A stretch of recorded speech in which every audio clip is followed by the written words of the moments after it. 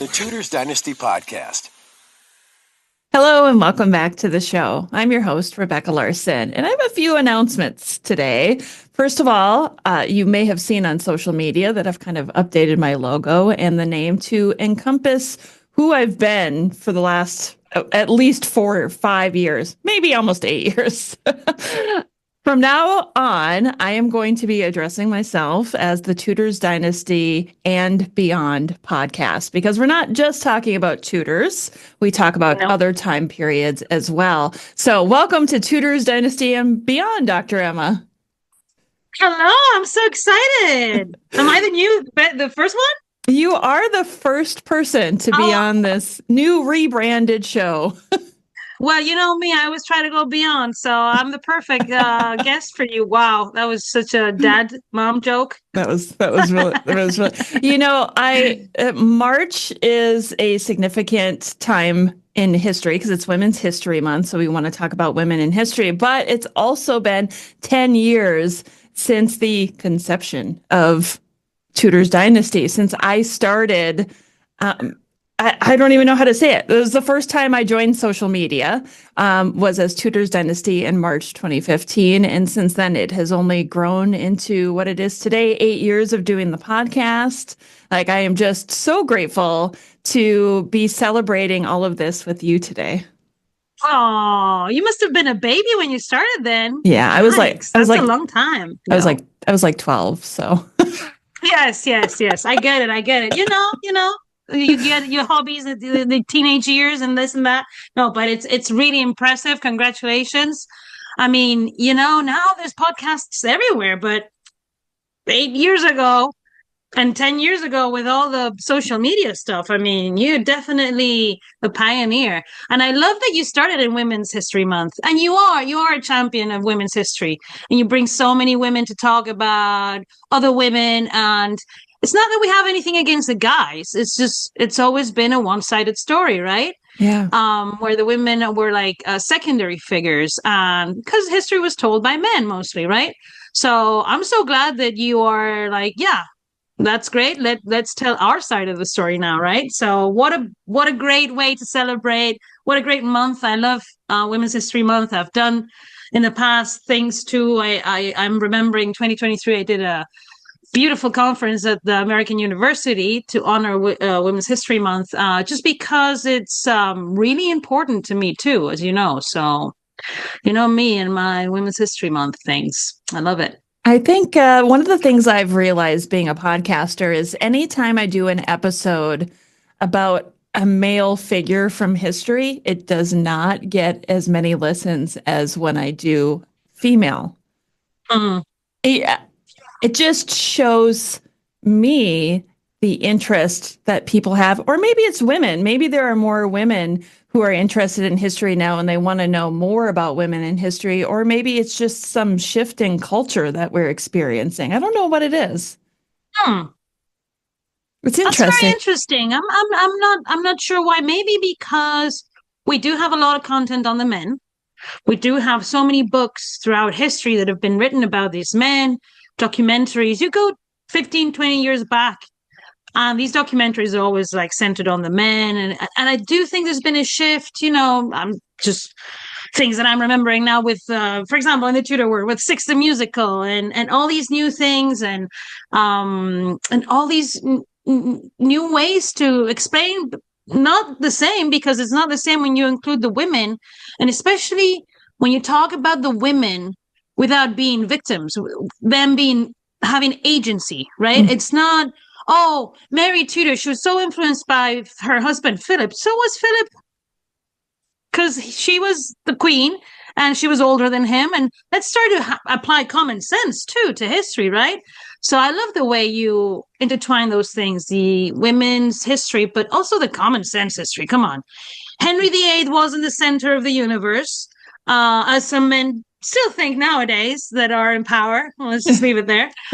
So it's a good way to reflect on that too, you know?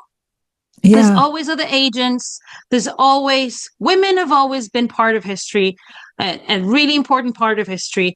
And when we talk about it, we can talk about whatever we want because it's our history too, you know? So Thank you, Rebecca.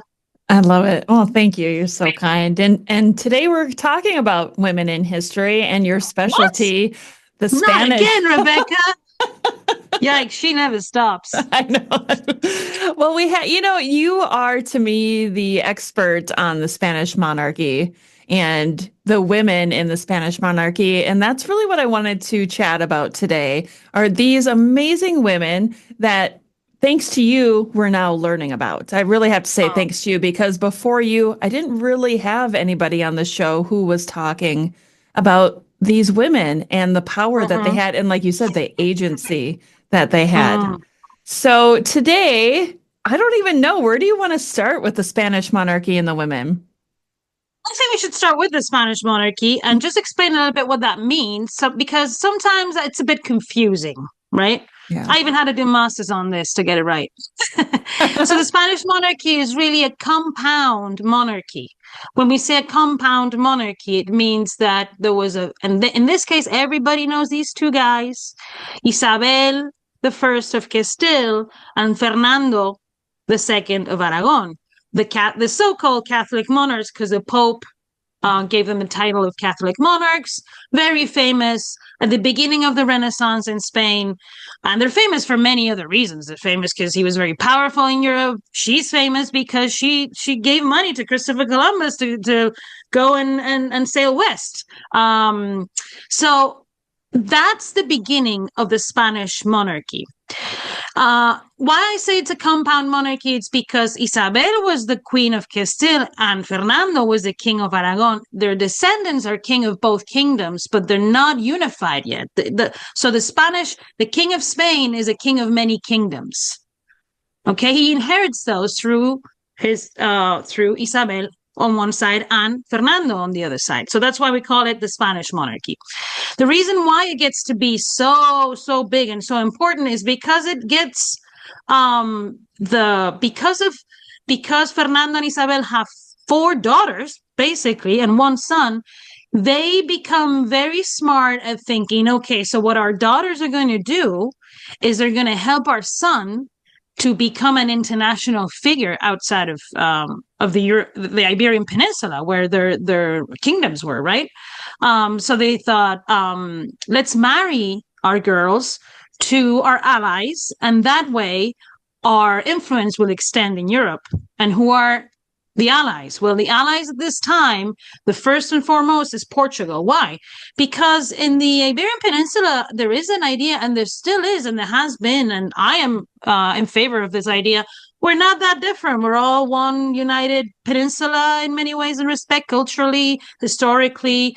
During the times of the Romans, when this all started, and this place was called Hispania and Lusitania, our historical developments have been very similar. So the monarchs in what today is called Spain always wanted to reinforce that alliance with Portugal and basically just unify the Iberian Peninsula under one monarch with this idea that they had, right? That their son would inherit the different realms from their inheritance. So from the mom, from the dad, and all that.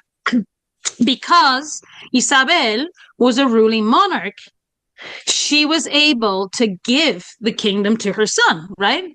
It's not like, for example, Elizabeth of York, who didn't become a ruling monarch, and she did have her sons, but she wasn't the one to give them the crown. It was Henry VII who had won the crown in a battle, really, if we think about it. But Isabel and Fernando both were going to give their son their kingdoms, and Juan, their son, was going to become the king of all of Spain. So their daughters' marriages, the four daughters, became a strategy to become these powerful agents in Europe. Portugal was first, but then they thought, who is our biggest enemy?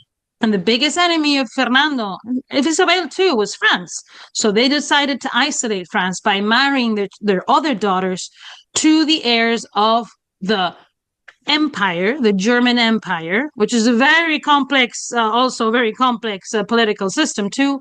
And we know who else, right? England. Yes. Because the youngest, Katherine of Aragon, I'm sure you've heard of this woman before. Who? I am going to say I want to start calling her maybe Catherine of Spain. I think we should start that. Yeah, I think Women's History Month is a good start. It's a good time to start vindicating that I believe that this woman has been called Katherine of Aragon for centuries to downplay her role. Mm. She was not Katherine of Aragon. She was Katherine of Spain because her mother was Queen of Castile and her father was King of Aragon. When she comes to England, she's called Katherine of Spain in all the sources. Why do we call her Katherine of Aragon? Because her mother died and she continued to be the daughter of the King of Aragon, but really she's Catherine of Spain. And I think that's the way we should know her. Catherine of Spain goes to England, marries first Prince Arthur, he dies, and then marries Henry VIII because he's already Henry VIII when Catherine marries him, right? Yeah. So her sister Juana, who we all know, we did an episode on her. Juana, who inherits the kingdom from her mother, but is imprisoned, remember, because we're very unfair to women in the 16th century. She becomes the mother of the heir of Isabel and Fernando because she is imprisoned. Her son becomes the King of Spain, but he also becomes Holy Roman Emperor. And this is how the Spanish monarchy and the Holy Roman Empire become one. And because of this, Charles V, we all know who Charles V of the House of Habsburg, he needs these women because he is the most powerful man in Christendom, but also his dominions are so vast that he needs administrators.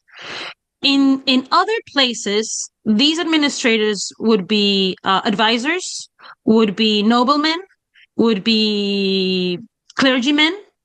In the Spanish monarchy, it is decided that it's going to be the women, his sisters, his wife. And this, I think, at the core is, for the Habsburgs and the Trastámaras too, starting with Isabel, blood is above gender. Right? So you're a Habsburg, I don't care if you're a woman. You're my blood, you will defend our house. This is so Game of Thrones, I love it. So this is the way that this is decided in the Spanish monarchy, and it becomes a very successful strategy because then these women are educated since birth to be these diplomatic agents.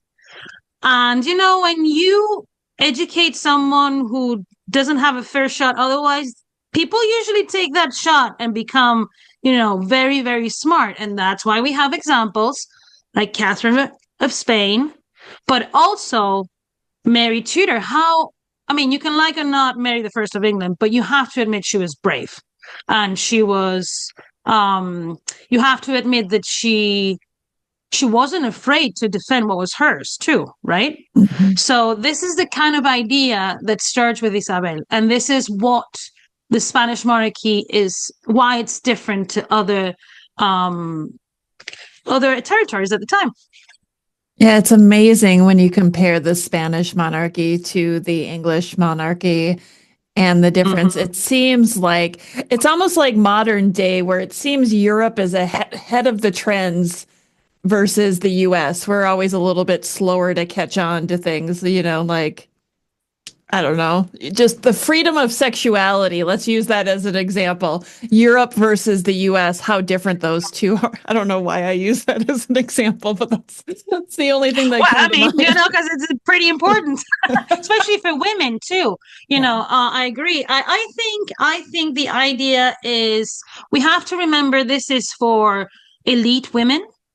And this has got nothing to do, for example, with morality or sexuality, because one of the biggest things that these women in the Spanish monarchy have or try to defend is that they are the most chaste women in Christendom. Why?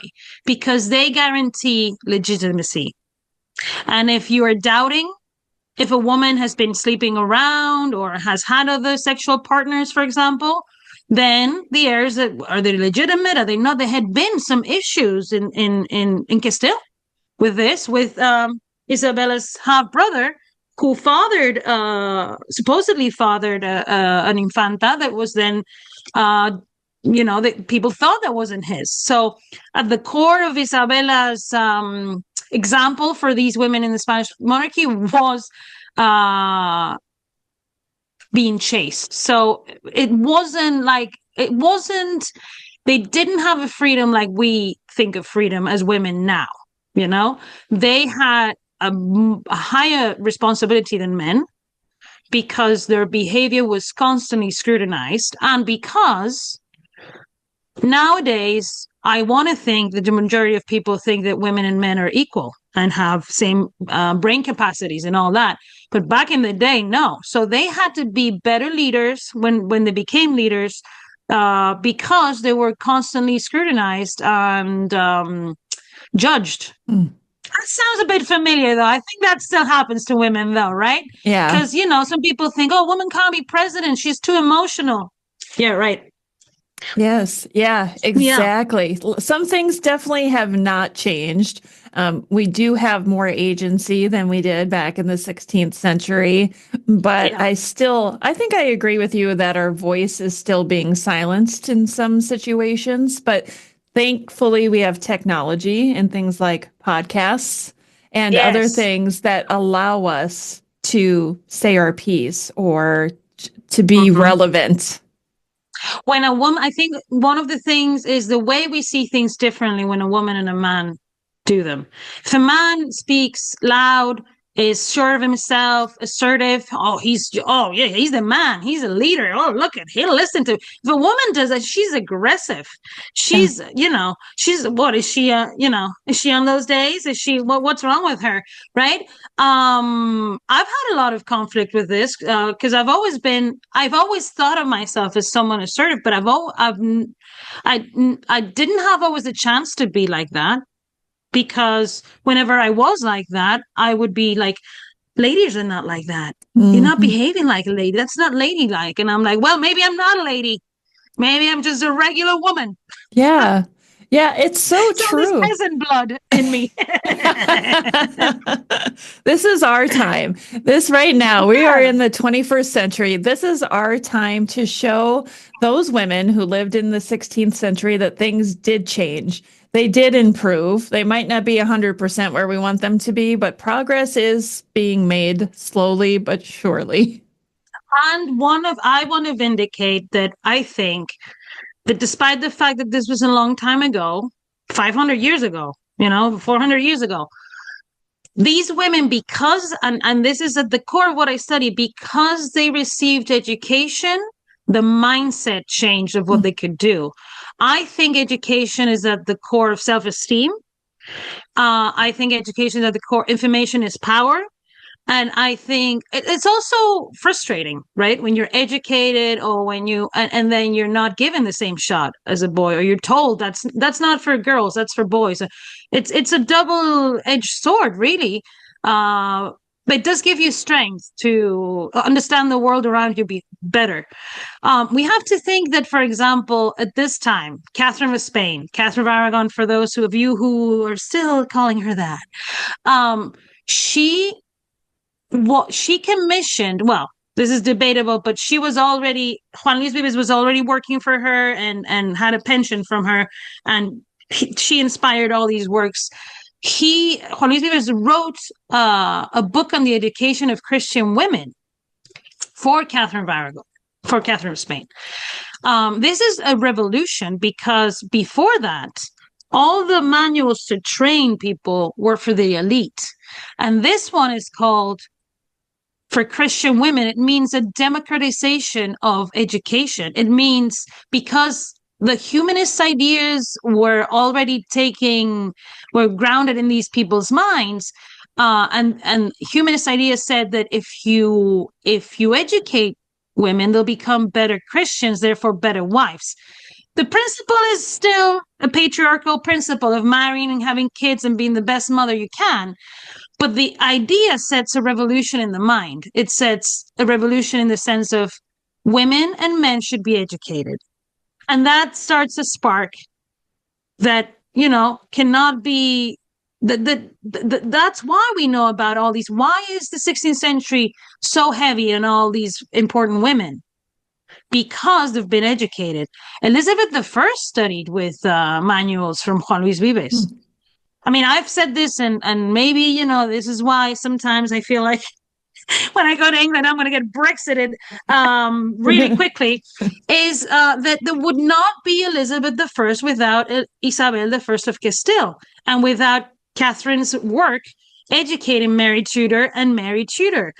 The revolution starts in Castile with Isabel of Castile. And not only because of her daughter becomes Queen of England and all that, it's because she becomes a famous person. She's the most famous person in the 16th century. At the beginning of the century, no one is as famous as she is. No man, no pope, no one. She is the most famous person, really, in the world.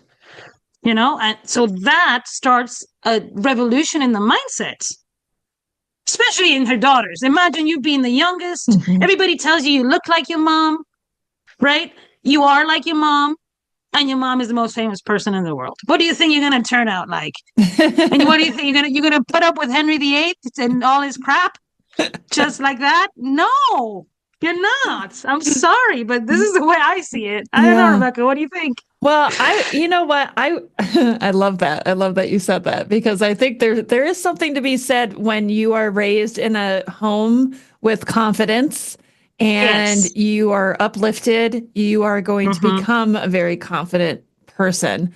I want to talk about her education and her continued education, Katherine of Spain, we're talking about. It's going to take some getting used to. So we all just have to keep practicing. It's like a Dr. Emma thing. It'll stick. It'll stick. It will. We'll get it there. So we know she had a great education while living in Spain.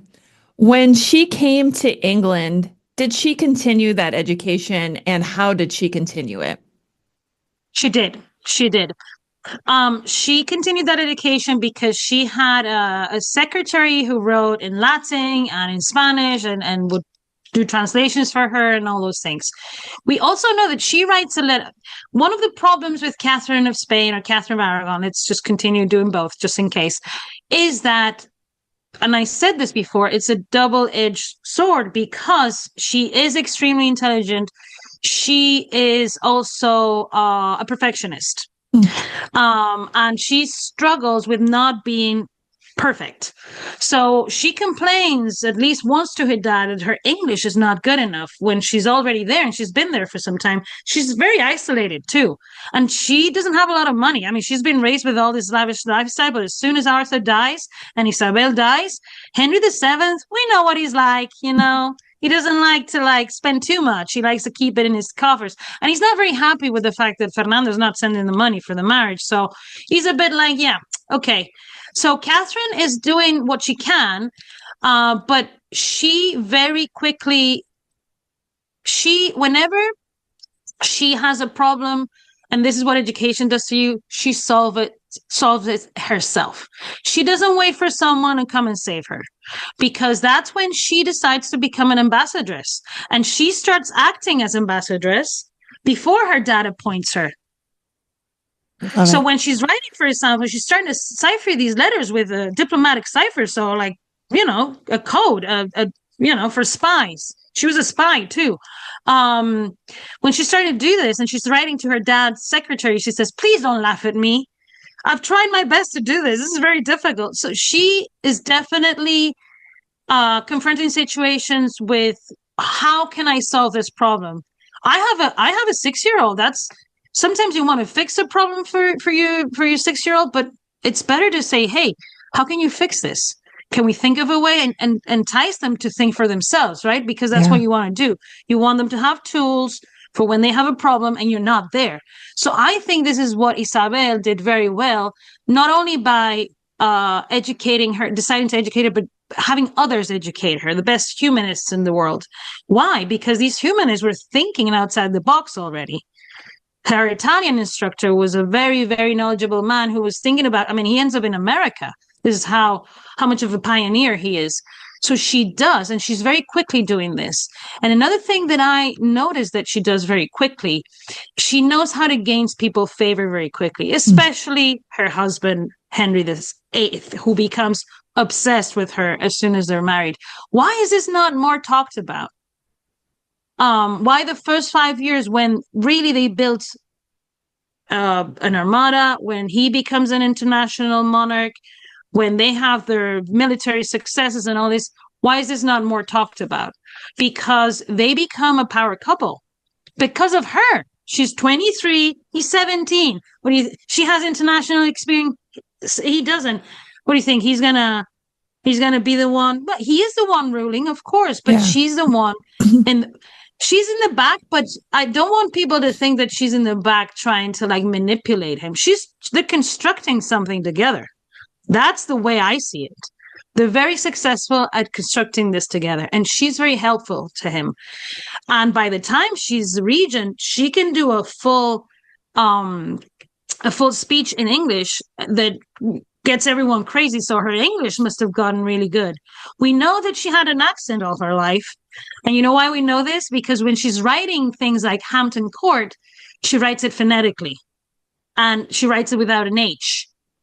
And in Spanish, the Spanish people, sometimes when we pronounce in English, we don't pronounce H's. So Anton Cort, she would say, right? But I think that accent even gave her a more iconic feel, because they were like, whoa, look, we have a Spanish queen, you know? But she spoke French. She spoke Latin. She spoke Italian, most surely. I was reading the other day that when Erasmus sends his works to Henry, there's letters of him saying, oh yeah, I'll consult with the Queen and Thomas More. She's reading these new books with them. The problem is because of her downfall and all the sources that have disappeared, her role has been underplayed very, very much. Well, and she was a force to be reckoned with in the first. Well, in the first, all her reign, but the first 5 years, she transforms England forever. Well, let's be fair. She was a foreign bride. And, we wonder why people don't talk about the first 5 years. Well, she was a foreigner in the country. So who wants to give her any credit for doing anything? Right. I think there's a lot. I want to go back. But you know what, Rebecca? She is a foreigner, but you talk to anyone, the majority of people appreciate Katherine of Aragon and what she did for England and how she behaved. I think it's more a matter of probably national identity construction in England, and what we always talk about, the sauciness of the 1520s. You can't fight a good saucy story about someone wanting to have sex with Anne Boleyn, That was the case, right? So that just takes over. Yeah. Not anymore, because we're here to turn the tide around. I was just going to say that too, that maybe part of it is that it's the narrative. It's the historical narrative that we've been told. And so Katherine of Aragon, or Katherine of Spain, is the victim. She is labeled as a victim in history, a victim of Henry VIII, a victim of Anne Boleyn. She's not always seen as this powerful woman that she actually was. Exactly. It's amazing. Exactly. And I mean, she's seen as this like person who's always good and always the majority of the time she was, and all the ambassadors describe her as always having a smile on her face, but she was cunning as cunning gets. She just had one of those personalities that she can control her emotions. So she always waited for a better time and would not just lose her cool that easily. That doesn't mean that she wasn't ruthless when she had to be, because she was, that she wasn't extremely proud, because she was, or that she, for example, I'm thinking of an anecdote when they bring her this document where she's addressed as Princess Dowager, right? The first time. And she has been, and she is very good at staging herself as a housewife. She's just put down her embroidery things, right? And she grabs a quill and she starts scratching out any place where it says Princess Dowager and writes Queen. So, I mean, how cheeky it is that after 10 years of this man telling you you're not the Queen, your last letter you write, you sign it the Queen. I mean, love it. that's that, for all they say that she's also ruthless and this and that and the other. It's just, as you said, the narrative of victim. This happens too with her daughter. Oh, she was this ruthless monarch that was so bad. And excuse me? Have we not read about Henry VIII and the things he did? Have we not read about Elizabeth I and how she was ruthless? Right. I don't even get in the debate of Edward. I don't think Edward was a ruler. I don't think a 9-year-old boy is a ruler, to be honest with you. He can have some say in some things, but we are going to compare, wasn't Henry VII, ruthless with his opponents? Yeah. Didn't he take his wife's claim to the throne and took it for himself? Yeah. Because he could have elevated her. He could have said, I won this crown for you, like Fernando did for Isabel. No, he took it for himself, right? So we just have to we have to get past the Reformation and the Catholic faith and all those things that are so important in that time to see beyond and see that these people are complex, and the women are just as complex as the men. Speaking of complex, I want to go back to something that you said a little earlier, and I don't want you to get away with saying it without telling me more. You said Catherine was a spy. Yes, she was a spy. So when I wrote about the languages she spoke, one of the things that surprised me the most when I was studying Catherine is how she learns how to write in cipher. So in cipher means that you're writing these messages in code. You see these encimancas in Valladolid in Spain, and you see these and you don't understand anything. They're just symbols. They're like hieroglyphics, right? So she is sending these messages to her dad and her dad's secretary. Well, if you're sending messages encoded, what are you doing? You're not sending a shopping list, are you? Right? Yeah, right. Get me some pomegranates and get me this and that, the other. Also, we know of the time of the divorce, annulment, however you want to call it, Henry's Mildyke crisis, however you prefer to call it. There's lots of accounts where the king is like, the Catherine's doing her thing. That Spanish dude wants to go to Spain. No. They know. I think it is the Duchess of Norfolk once, because she's isolated, because she's surrounded by spies at the end of her life. But she still has such support from some women, especially. There's incredible things like the time that the Duchess of Norfolk sends her a chicken, and inside this chicken there's an orange, and inside this orange there's a message from one of the Italian ambassadors. That's rather elaborate. Well, yes, because otherwise they couldn't get this to her. Or, for example, when the spies, Henry VIII's spies, are reporting at the end of Catherine's life, she's isolated, she's cooking her food in her own chambers because she thinks she's going to be poisoned. She probably was. Maybe you can ask me about that later. But when she's doing all of this, one of the things that they report back is when she speaks to her doctor, she's speaking in Spanish. We don't know what she's saying. So they're using, for example, the fact that they can speak in a different language to do that. Other times, she uses this to her advantage. When Wolsey arrives one of the times and he starts talking in Latin to her, she's like, hey, we can both speak Latin, I know, but I want everybody to hear and understand what you are going to say to me. Nice. Because I want witnesses to this conversation. So she was just very smart in using court etiquette and court politics to take advantage of every situation that she could, because she was always in the, I mean, we have to realize the fact that she is the queen consort and Henry is the king, the ruling king. So she's always going to have the short end of the stick. Yeah. The thing is, she does have a lot of support from abroad, and her daughter too. And when we're talking about the women in the Spanish monarchy, because there's really, really powerful women in Europe supporting her, it's more difficult for Henry. So her niece, the Empress Isabel, who is ruling for Charles V in Charles V's absence, who really is the cause that Mary Tudor didn't marry Charles V, because she's the one who ends up marrying Charles, who was betrothed to Mary, future Mary I. She as soon as they find out about all this marriage thing, she's the one to mobilize everyone in Spain to find the witnesses of her, of her wedding nights, the bulls that allowed her the marriage between Catherine, all those things that they have in Spain as proof, because these are international marriage alliances. And she finds all this information. Another example, when Catherine's already died, and Mary of Hungary, so Catherine's niece, is regent in the Netherlands.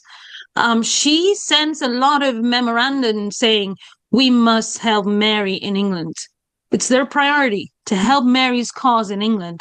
So I think that's another reason why in 1553 Mary's able to secure the throne, is because the other faction knows, oh, well, now we're dealing again with the Spanish monarchy.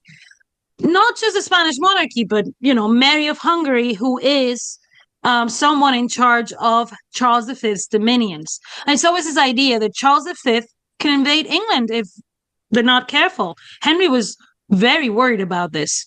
And it was really Catherine who told Charles not to invade. Did you know that? No, I didn't. So Charles sent several formal war threats to England because of the treatment of Catherine and Mary. And it's just, and I see a lot of Catherine's behavior in Mary's behavior later when she pardons her sister, for example, right, Elizabeth. She tells Charles, I could not bring myself to harm my subjects. If you invade, you're going to harm my subjects. And she could just not bring herself to do that, because she knew of the horrible consequences of war. An invasion is the beginning of a war. So she'd rather sacrifice herself than start a war.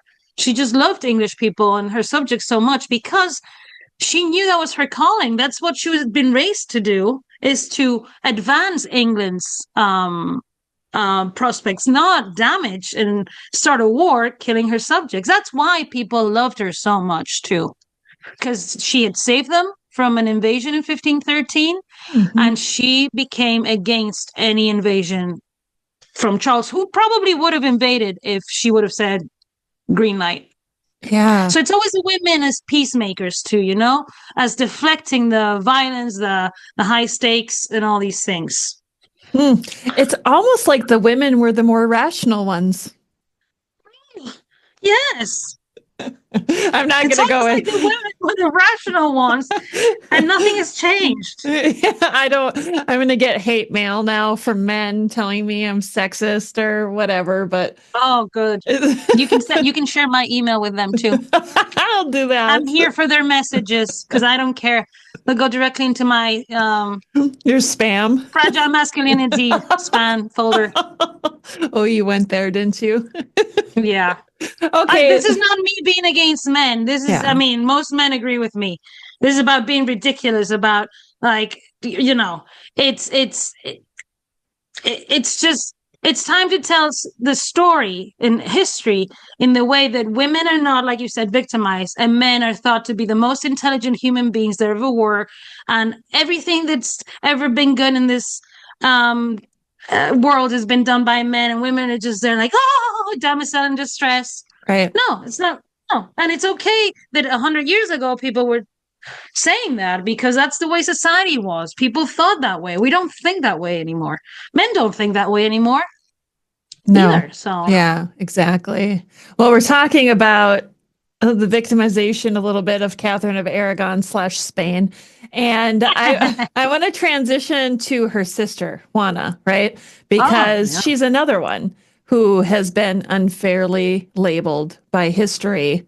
I mean, it's such a tragic story. And you mentioned the thing about the Duchess of Norfolk sending a chicken with an orange inside with a message. Do you know, was anything like that done with Juana? Ooh, we know she was mistreated severely. We know that I think, like I said, there's a very interesting account of one of the ambassadors in Margaret of Austria in 1514 that he describes Catherine saying, "Oh, and she's this, and she's the most joyous person, and she's so liberal in the way of liberal is gracious and all those things. She's so different to her sister in looks and character." Mm. So Catherine, as we know, she had strawberry blonde hair, she had blue eyes. Juana looked more like her father, so she had more the Trastámara, the dark eyes, the dark hair, and all that. So that's the first thing that the ambassador was commenting. The second part is in demeanor. I think that Catherine was very similar to Queen Isabel, who were, like I said, people who control their emotions very well, whereas Juana couldn't. And in this sense, I can relate 100% to Juana, to be honest, because I'm more like that too. But this was something that was not allowed to women. It was allowed for men because then they could be like Henry VIII and Francis I and have a little fight and everybody laughs. They're so funny. They're so cute. Okay. Look at them wrestling. Oh, look at Francis winning. Look at Henry humiliated. Look at him again. But after that, in the case of Juana and her outbursts, her bad temper, her whatever you want to call it, her no, this is not the way we're going to do this. We're going to do it the other way. Or no, I'm not going to stand for you sleeping with other women, to her husband, right? This was taken like, wow, she careful with this woman. See, it's the perfect example of that perspective. Yeah. If it's a man, oh, what a man. He's going to do great in battle. If it's a woman, oh, she's too emotional. She's, so this, I think this was Juana's main problem. And I think when you have a personality like this and you're constantly told off and you constantly to tone it down, to do this, no, you can't do this, you can't do that. And then we have to think at this time, I'm saying Isabel was great raising them. Yeah, great. And then they got punished a lot too. Mm. And if you didn't have the right personality, you would get beat up. And like, this is a time where your confessor could beat you up. Right. So Juana, when she was in prison in Tordesillas, there are accounts of her being beat up by the people who were there. But the other thing is that at this time, she becomes this shadowy figure that's always there, though, because whenever a baby is born or whenever someone marries someone, they always go and visit the queen, and she does appear in all the documents. Mm. In the case of, this is also related to Catherine. Catherine tries to bring her to England. She tries to marry her to Henry VII. And she expresses in her letters that she thinks that she will get better if she's there. Mm. And I think what she means is she'll be better if she's with me. She knew her. She had grown up with her. She probably said, well, with my sister, you just need to do this and this, Yeah. Just give her space or give her whatever. You just have to.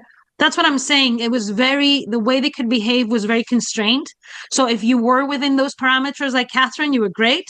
But if you weren't like Juana, then you were a crazy person. Then you were la loca.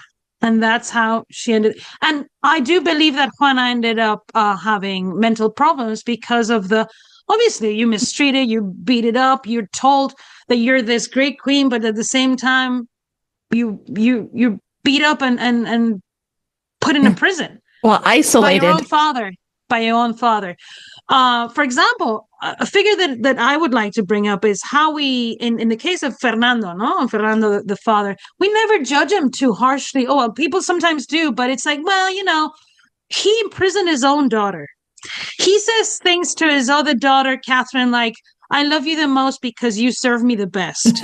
He's a classic manipulator, narcissist manipulator. He cheats on Isabel of Castile many times. He has many natural women, children, and all these things. And when Isabel loses it because he cheats on it, he's like, come on, woman. Come on. You're just exaggerating, So... it's the way society was. So that's why Juana ended up imprisoned, because she she didn't behave the way she had to behave. Whether she was crazy or not, I think it's something that happened with time, right? And who is not going to go crazy if you imprison them and beat them up? I mean, come on. Let's be reasonable. Yeah. Yeah. I mean, anyone who is isolated from their life for so long is going to Gaslighted. Yeah, yes. Like it's damaging to a person's psyche to be put into a situation like that. So it's no wonder. If she had a breakdown at the end, it's no surprise to me.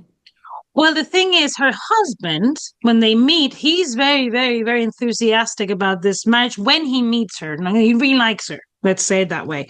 And they have very passionate love affair at the beginning and all. That's what they say, right? But there comes a point where she becomes Queen of Castile, and he's just not used to a ruling queen. So he wants to take over, and he wants her to sign her rights over to him. And for all that she loves him and she's having all these babies and can't live without her husband, she's like, excuse me? No, no, no. That would be the ultimate. So you see how they say she was mad, but there's many things that she did where she was true to her Trastámara, the way she'd been raised, right? And she said, no. What do you think that Philip does?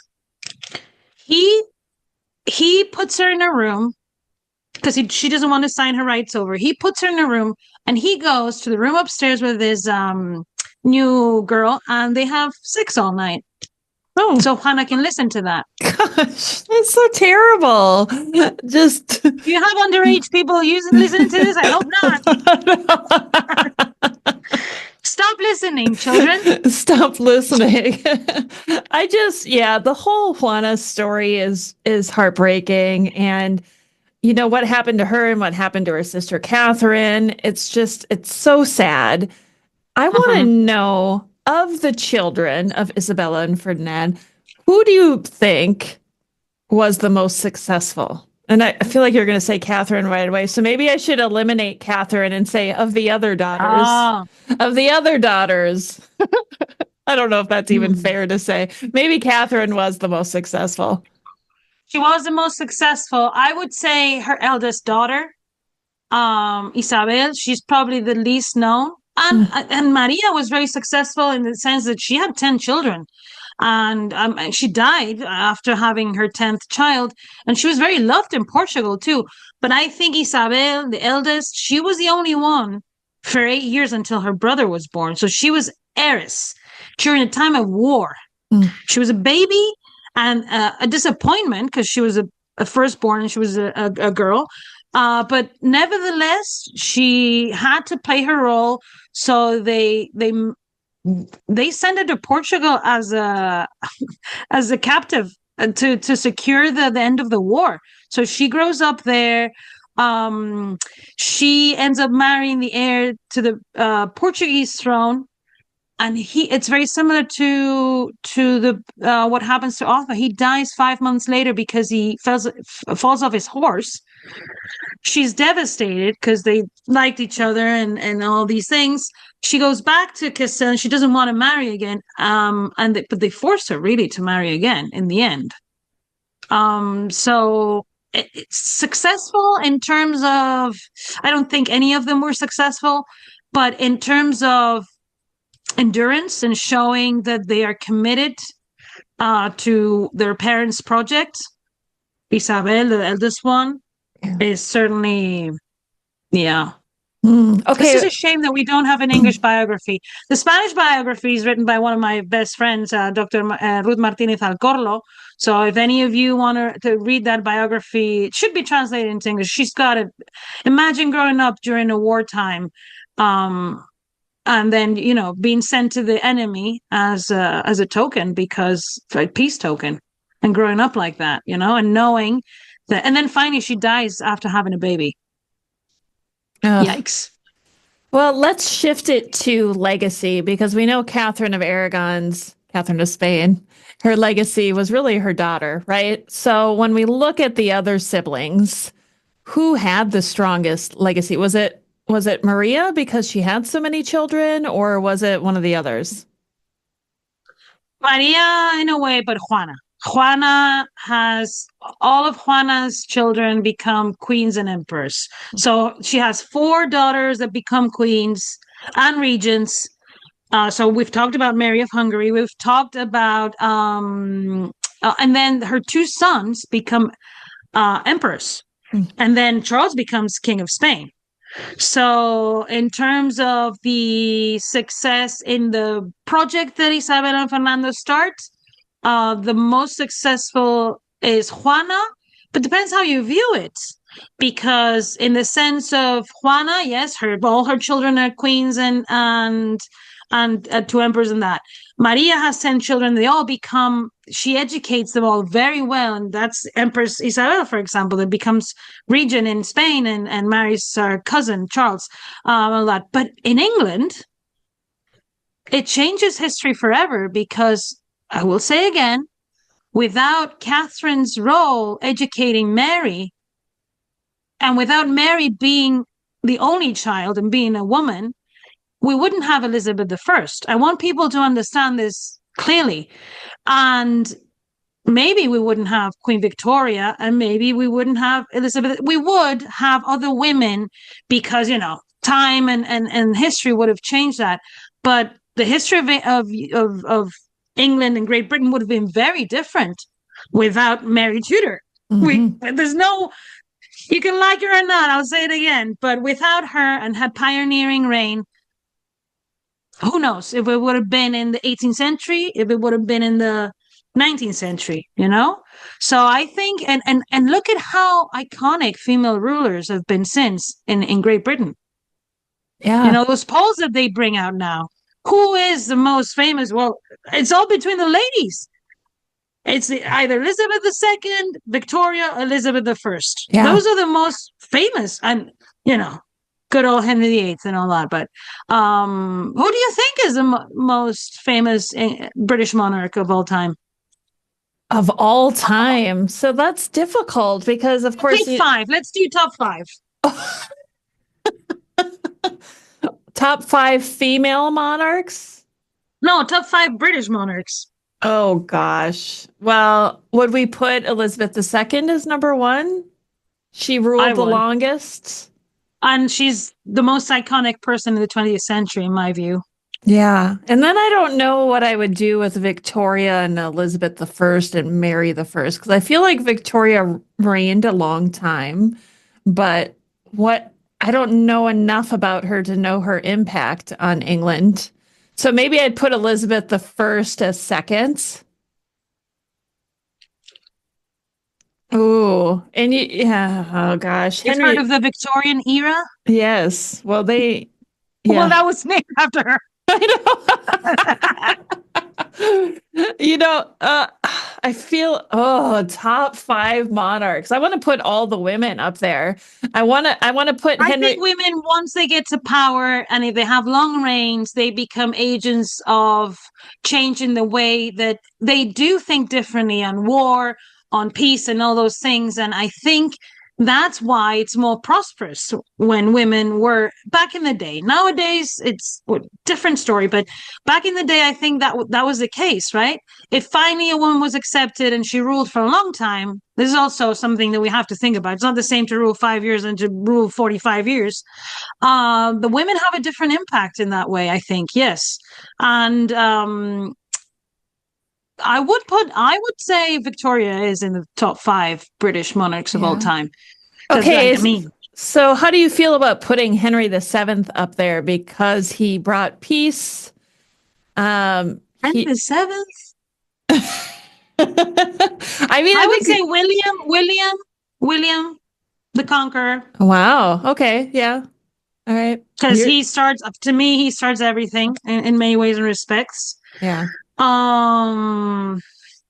It's difficult, isn't it? It's not that easy. I feel like I can't decide right now. I'm curious what other people think. So if you're listening to this, I want to know who your top 5 British monarchs are. I think we should do a poll and we'll see more than 2, more than 3 women up there. Because anyone you talk to, I mean, the Elizabethan era, the Victorian era, and then Elizabeth II is just a beloved character from the 20th century. We've all grown up with her, and she was just, she was part of the history of the 20th century, and just, it's just you couldn't imagine your life without a queen in England, right? It's just the way we all were for such a long time. After she passed away, I still, even time after, I would still think, when thought of England, I would still think of the Queen of England, right? Yeah. It's kind of weird to, especially because I had to change all my copyrights and all my PowerPoints because I study the British Royal Collection too.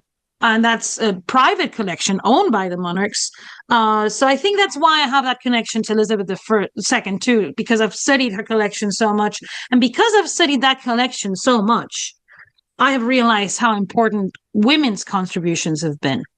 In that sense, I would like to, and for my part, dedicate this talk today to a woman who has been very influential in my life, my PhD advisor and my mentor, Noelia Garcia Perez.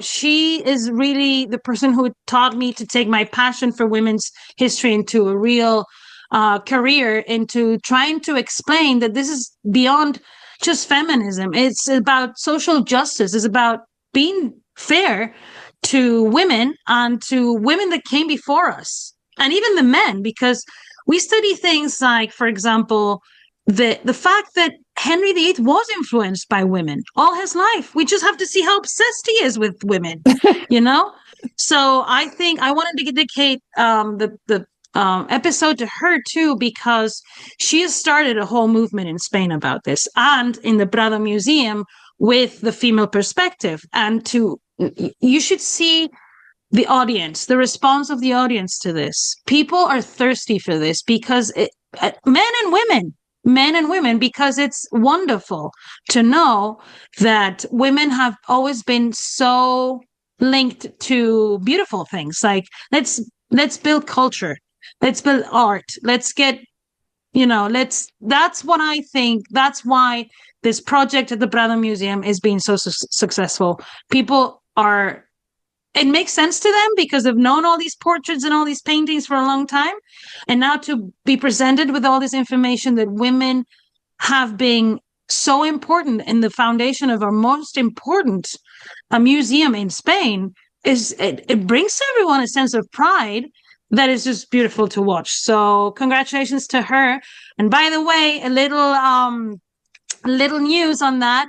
She's becoming a professor. They're making her a professor.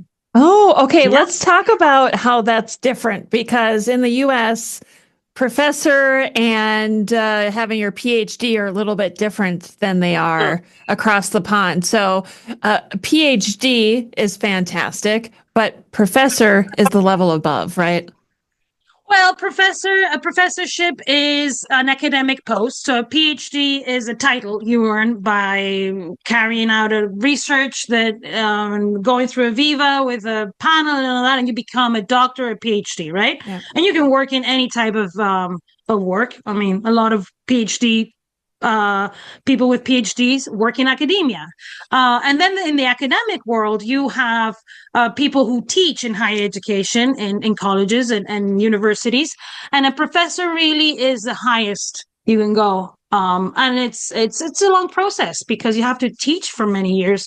You have to publish many good articles. You have to have a very successful trajectory because they don't make everyone a professor, right? Mm-hmm. So this is just a recognition to her tireless work, not just for the study of women in the past, but she's the best at empowering not just women, but her students. And I think this is because she is a woman. She is so good at recognizing your potential and just letting you flourish on your own, but always be there. She's very good at getting you enthusiastic about the things because she's enthusiastic about what she does, right? And then she's very loving and caring, so what can I say? She's my mentor. She's amazing. And I'm so happy for her. Congratulations, Noelia. I can't think of a better month for you to become Professor Noelia Garcia Perez than Women's History Month. This project that she has in the Prados is going to grow bigger and bigger, in the Tudors dynasty and beyond. We're all about it, right? That's right. And we've had, other people involved in that. Like we had Alejandro Vergara come and talk to us. He's just published now a book on a female artist. This is how cool the Prado Museum is in that sense, right? We have so much to learn about women and art in that museum, and people like Noelia Garcia Perez or Alejandro's new book on Clara Peters that will be published, and we'll talk about it. He'll come and talk to us in the podcast about it. This is how amazing this institution is. I'm sure that other museums will follow along, but let's remember that it was the Prado who did it first. They did it first. That's the thing. It's Women's History Month. I feel empowered to say all the truths. Well, I want to thank you, Dr. Emma, for championing. Wow, I can't talk. Championing. I can't.